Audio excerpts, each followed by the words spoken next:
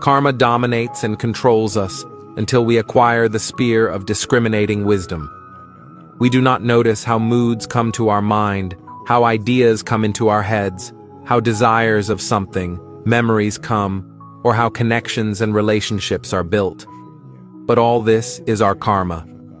And we participate in hundreds or even thousands of transactions with the environment, with the subtle world, with the subtle body, with our mind in our everyday life, and we constantly have magical flows inspiring our subtle energy body.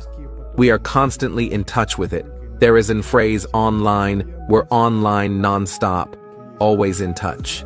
In the same way, in a global, cosmic sense, we are always online with the subtle world, with the causal world. We are always in touch with it. We have an intensive energy exchange. This is karma.